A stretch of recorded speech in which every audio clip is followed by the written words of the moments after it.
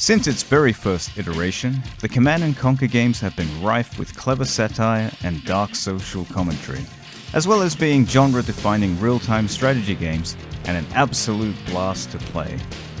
From looking into an influential leader, leading a global terrorist organization during the dawn of the internet age, to the dark rules of engagement and war crimes of an alternate Cold War, Westwood Studios did not shy away from delving into deep, dark territory for their storytelling, while having fun along the way. Today I will be looking into the brilliant full-motion videos of Command & Conquer. A lot of games in the 90s had full-motion video segments, often pushing the story along, while very often being very cheesy and very low budget, and at other times, acting more like an interactive movie than a video game. It got to a point where there was an almost oversaturation of full-motion video in games, but I think Command & Conquer nailed it by pushing a strong narrative while being fun as well. I will be focusing mainly on the first two C&C entries, Command & Conquer, later known as Tiberian Dawn, and its spin-off, Command & Conquer Red Alert. I feel like with the later entries, like Red Alert 2, the satire evolved into more cheesy spoof territory, going even further in absurdity by the third title, which is still a whole load of fun, but could be saved for another video. Also, as much as I want to talk about it, I might also leave the satire of C&C Generals for another video as well. Command & Conquer was developed by Westwood Studios, who prior to the game had worked on Dune 2, a game many consider to be the first modern RTS, while Dune 2 was heavily, or loosely depending on how you see it, based on the Frank Herbert novel, and to an extent the David Lynch film. Command & Conquer was their own original story, so they could have fun with it and come up with their own ideas. Command & Conquer was released in 1995 and set not long after this. 1995 was an interesting time. It was post-Cold War, pre-9/11. A time of peace, for some. And during a time when not everyone had the internet, but it was slowly growing and becoming more and more accessible. And you get a feeling for that a little bit with Command & Conquer as well.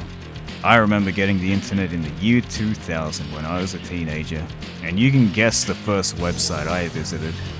Why, it was the Westwood Studios website promoting the upcoming Red Alert 2, of course. The intro of Command & Conquer, that is after the very cool installation process, has you flicking through channels on TV, going through a cheesy soapy to some gnarly commercials, and of course, the news. The Grain Trade Center in Vienna was the 17th urban bombing in 4 weeks, blamed on Nod terrorists. The Security Commission remains in closed session tonight following Nod terrorist actions in Slovenia. I like how a lot of the cinematics in Command & Conquer are played straight. It feels very much like you've just turned on the TV and are actually watching real commercials and real news. I guess it's the difference between parody and satire. Where parody exaggerates and makes fun of a specific work or topic, satire, though can be exaggerated as well, is usually commenting on society, religion, or politics. And Command & Conquer definitely falls under satire. The tone kind of reminds me of the satire in Paul Verhoeven's movies, notably the news segments in RoboCop, or the Would You Like to Know More segments in Starship Troopers. Speaking of, I like how a certain game has brought that back into the spotlight. I'm doing my part. So something that's in the intro to Command & Conquer as well is that you're actually picking up a signal to either faction, and you can join in and become a proxy commander. Imagine that, some kid logs onto the internet about to check out the Space Jam website, and then next minute he's responsible for commanding a bunch of fanatical terrorists to destroy an entire village. Yeah, my parents were right. The internet is a dangerous place. Oh yeah, I think we should also mention some of the controversial ads for this game as well. I remember seeing a lot of funny and sometimes edgy ads for video games in magazines, but I honestly do not remember these ones. Look at this! Holy shit! If this was controversial back then, there is no way this would even stand a chance today. Same as this one. What about this one that uses a real photo of the Highway of Death from the Gulf War? Not sure who was in charge of the marketing department, but this almost comes off as more edgy than anything, so I'm going to say it wasn't anything to do with the developers. So the catalyst of Command & Conquer is the arrival of alien, green, glowing crystals, known as Tiberium, which has begun to spread throughout the world, and we get to see how the world responds to this as well. On one side, you have a fanatical terrorist organization that sees the Tiberium as the way forward. Meanwhile, on the other side, you have the UN-funded global peacekeepers that are out to stop the said terrorists. All while both sides fight for the Tiberium and turn it into money. Tiberium is basically space oil. I guess it is similar to spice after all. There's also an environmental factor as well, as it's later revealed that Tiberium is toxic, and is slowly starting to change the face of the Earth as well. Also, your troops slowly die when they are exposed to Tiberium. Tiberium is a new life form. Quite simply put, it seems to be adapting the Earth's terrain, foliage, and environment to suit its own alien nature. If this is the case, ladies and gentlemen, we are facing a killer beyond that of our most turbulent nightmares. It is not an exaggeration to state that the future of the entire planet may be in jeopardy. May God have mercy on our souls. There's a message here, which I'm not clever enough to decipher, about this unobtainium that can be used to fund wars but at the same time destroy the planet. And while one embraces the evolution of Earth, and the other wants to put things right, they're both drawn to the same thing that's destroying the Earth while also destroying each other. Yeah, I don't know. I think it's poetic somehow. Also, the game is hella fun too. Did I mention you can blow shit up in this game? There are two main types of cutscenes in the game. The first being the actor cutscenes that push the narrative along, and progresses the unfolding story, primarily in the form of mission briefings. The second are what I call the reward cutscenes, primarily in the form of computer-generated images, usually depicting military prowess and big explosions. Even though the majority of the game is of course you commanding and conquering, the cutscenes always felt like such a fun reward in the game, all the while watching the story unfold. So the main antagonist in Command & Conquer is the charismatic leader of the zealous cultist faction, the Brotherhood of Nod, known simply as Cain, played by Joseph D. Kukin, I believe that's how you pronounce his name, who before being cast as the lead baddie, he was originally only meant to be the casting director, and the one overseeing auditions.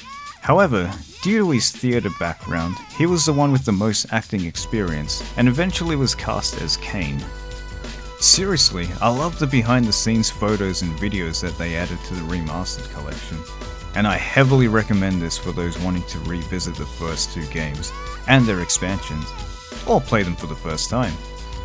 What I like most about Cain is that he is well spoken, and intellectual, and very influential as well, which does make for a good villain in a movie or video game. I think it reflects on how real world politicians or radicals, is there even a difference? Can gather a large portion of the public to listen to what they have to say, through their charisma and clever wording, even if what they're actually promoting is not good. What's the old saying?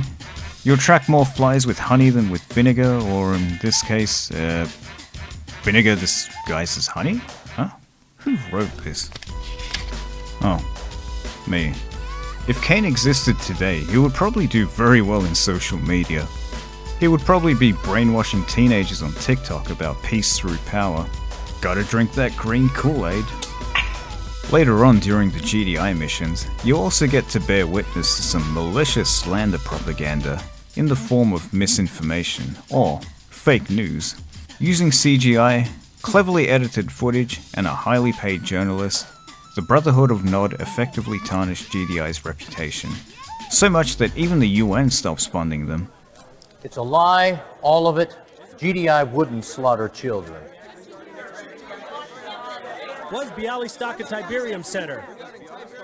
Isn't this another incident of GDI reacting to incorrect information? Any comment? Should GDI funding be cut? Well, what shall we talk about? Your powerful GDI forces have been emasculated, and you yourself are a killer of children. Now, of course, it's not true, but the world only believes what the media tells them to believe. and I tell the media what to believe. It's really quite simple. What a perfect excuse to have those missions where you're low on money, so you can't build much of anything, and have to make use with what you get. Even though GDI are the good guys, I can't help but think that they're still taking the piss in their portrayal, and the surrounding politics associated with them. But not as blatant as the US's portrayal in Generals. Oh yeah, I really want to cover Generals in another video. When GDI finally get their reputation and funding again, it cleverly translates into the game by allowing you to actually build more stuff again, and well, have more fun. That's right, you heard me. Eventually you get access to GDI's super weapon, the Ion Cannon, an orbital laser cannon capable of destroying buildings with one strike. Also orbiting in space, it essentially means that for the most part, it cannot be destroyed. You'll notice early on that GDI are the ones with the technology, while Nod rely on bought weapons and whatever they can find, and yet somehow get friggin' lasers and stealth technology. But anyway, it's a game, so the GDI campaign ends with you destroying the Temple of Nod and putting a stop to the fanatical terrorists. For now. Moving on to the Nod missions, the tone shifts perfectly into a more brute force approach to solving problems. The first mission has you assassinating a target, simply because his views don't align with your cause. This is Nakumba, and he is causing the Brotherhood much grief.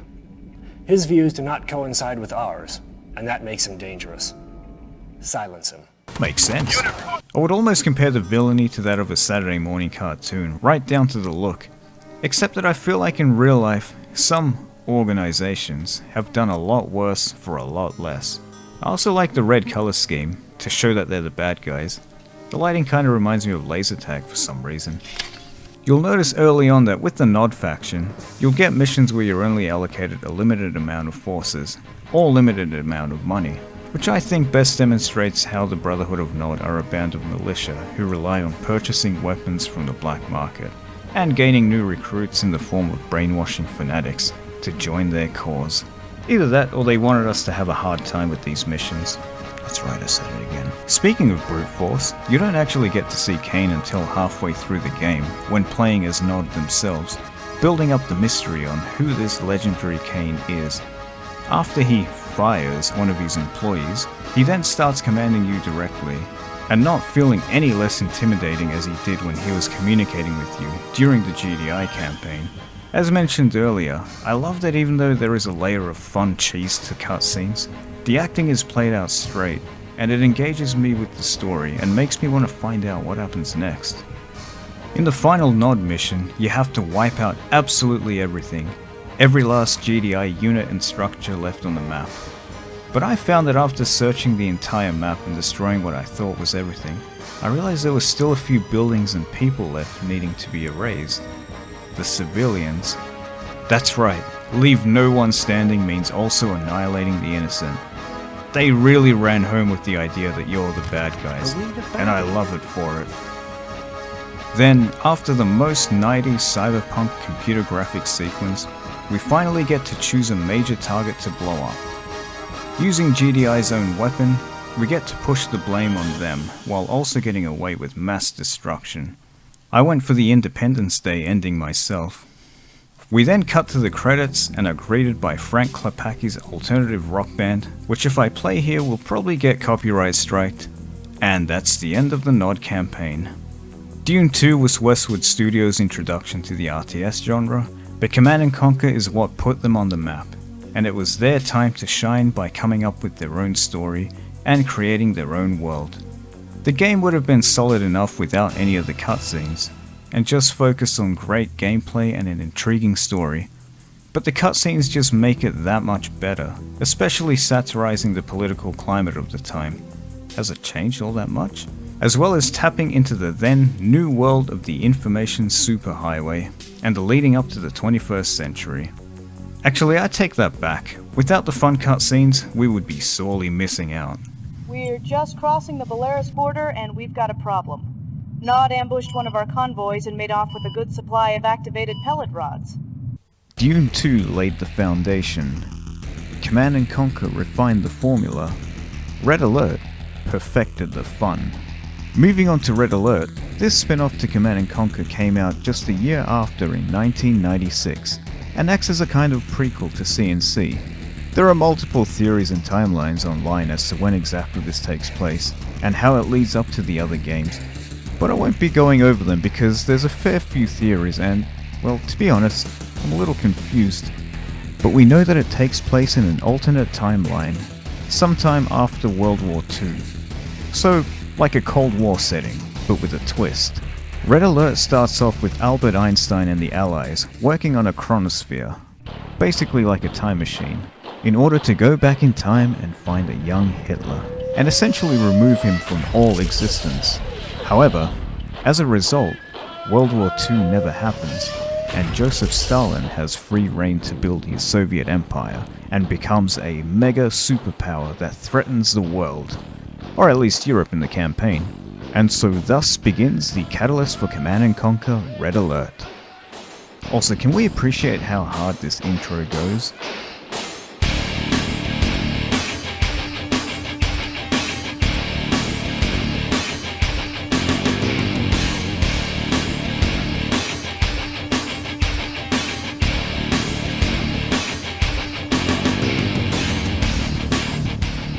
Thank you, Frank Klepacki, for making such a kick-ass soundtrack.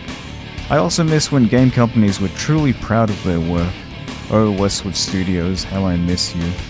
I'll never forgive what EA did to you.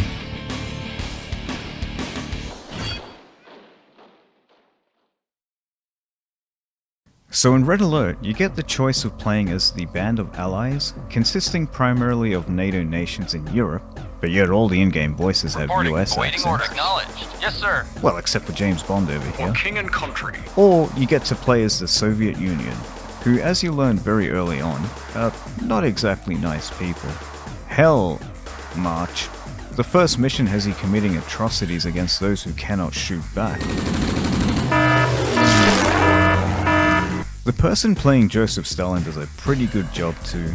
The acting is not yet too over the top like a spoof, like it is in Red Alert 2. It's played seriously enough that it feels like you're watching a dramatization of real events. If Command & Conquer Tiberian Dawn satirized current events and geopolitics in an early internet age, then Red Alert satirizes Cold War tensions, turned hot, and espionage. Like CNC Tiberian Dawn, and most games really, there's always something fun about playing as the baddies, getting to see how they operate and their order of command as well. And Red Alert doesn't hold back with its dark humor either. This scene is played so straight, but yet I can't help but find it funny, because I know they're emphasizing just how bad the baddies are, but keeping it in a grounded, realistic setting. This is the introduction to the Soviet campaign as well, and I think it's perfect. Gradenko. How long did it take to get to work? Is it safe to speak? Of course. Go on. The kill time depends upon the weight of the subject. The children were terminated in less than 15 seconds, and the adults took longer, 18 to 42 seconds. No survivors? None, Comrade Stalin. The total dead? Approximately 840. My intelligence said there were 877 people in the village. How do you account for this discrepancy? Inaccurate intelligence? Enough. Begin full production of the gas. Already underway, Comrade Stalin. The Soviet campaign in particular is rife with intrigue, betrayal, and dark humor. Its portrayal of corruption and politics is too much fun to ignore. You get a strong sense that Westwood Studios are of course emphasizing on the dark realities of war, and what accompanies it, and not glorifying it, but all the while having fun with it as well. Similarly to Kane in CNC, you get a sense that Stalin is unpredictable, and even more explosive than Kane, and that not even fighting on the same side can guarantee that you won't end up on the chopping block. What's the old saying? Keep your friends close and your enemies closer. Or in this case, the friends you think are enemies but are actually friends, and the enemies you think are friends but are actually enemies. You know what? I give up with these metaphors. I'm done. So in the Soviet arsenal, you get to construct and control a wide variety of interesting units, who sounds strangely Scottish. Acknowledged. Acknowledged. From an affinity to twin barrels, to one of the most iconic base defense towers, the Tesla coil.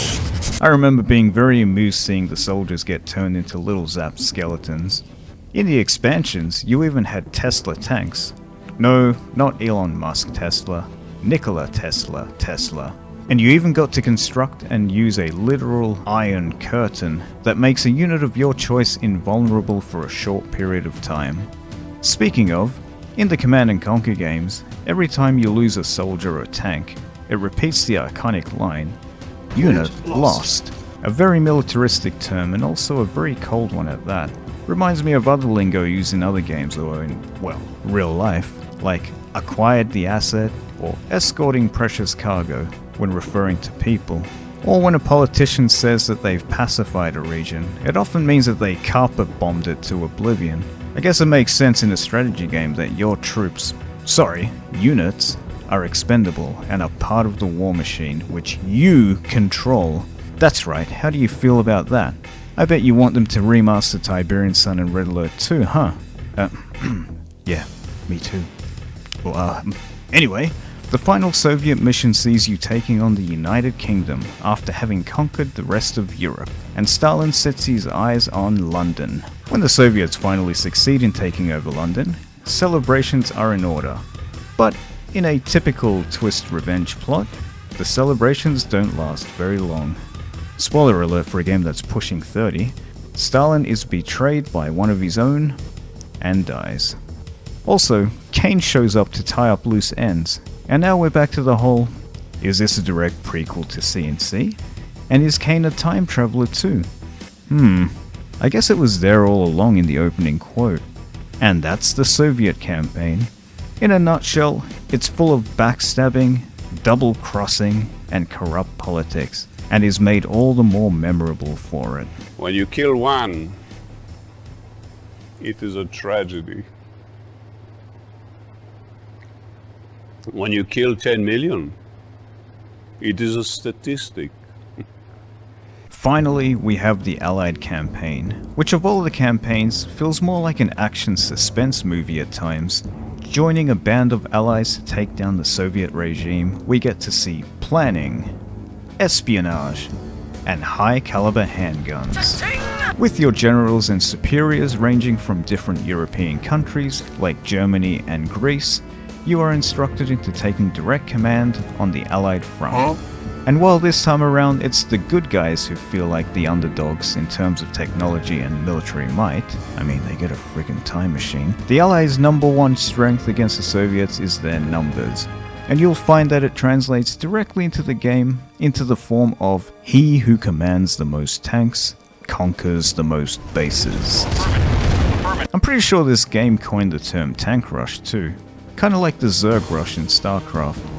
So the first mission has you controlling Special Agent Tanya, who is essentially Red Alert's version of the Commander, turned up to 11, sent out with a small force to rescue Albert Einstein from the Soviets, who have captured him in order to use him for his knowledge and build who knows what for the war.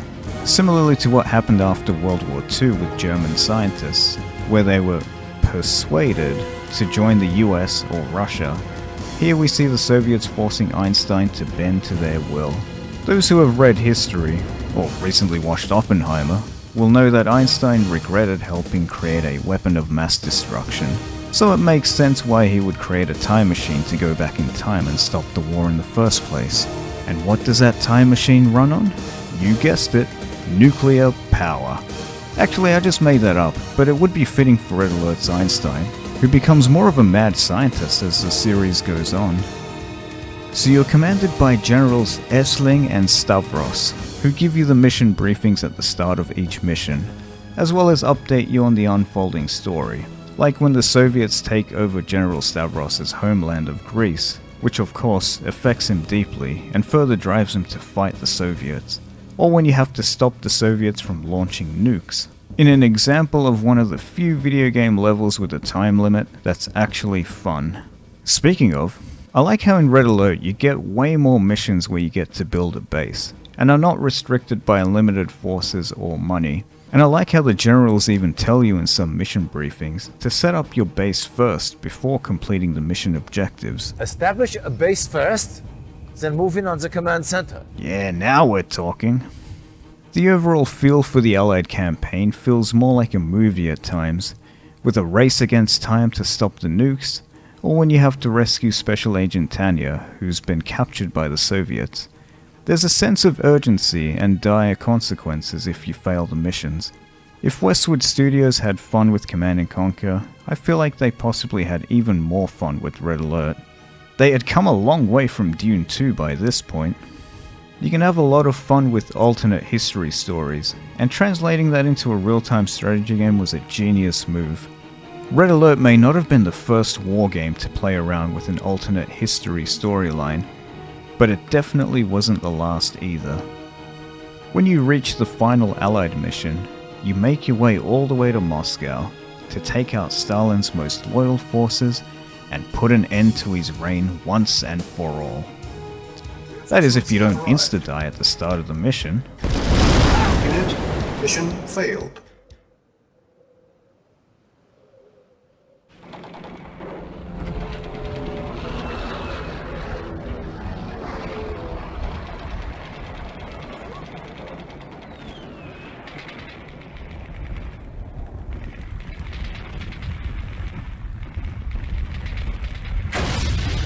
Ah, classic video game difficulty. You had an entire 3 seconds to realize you had to move Tanya and company out of harm's way. That's right, this is your fault, Commander. Once you establish your base, you get to do what the name of the game tells you. Command and Conquer. When you finally take out every red on the screen, while avoiding time-traveling anomalies, you get to witness a group of Allied soldiers rummaging through the rubble, only to find the man himself, Joseph Stalin, lying under some rubble. Then, in a final revenge twist, Stavros, the man who lost his home to Stalin's regime, gets the last laugh. So there you have it. Whether you play the Soviet campaign, the Allied campaign, or the real-life campaign that you're playing right now, Stalin dies.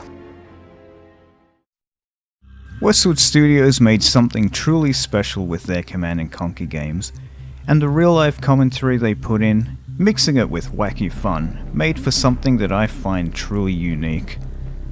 War is a heavy and messy topic, but I'm glad to see that the themes and portrayal of it in these games are that of criticism and not glorification.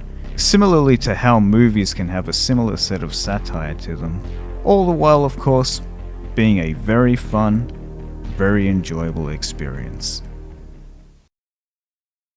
Thank you so much for watching this video. What do you guys love best about Command & Conquer? Would you like to see me cover the other games in a future video? Is your favorite game of the series the first CNC or Red Alert? And should they finally release a remaster for Tiberian Sun and Red Alert 2? Let me know in the comments. If you like this video, please feel free to like and subscribe, and I will see you all in another video. We have reached the end.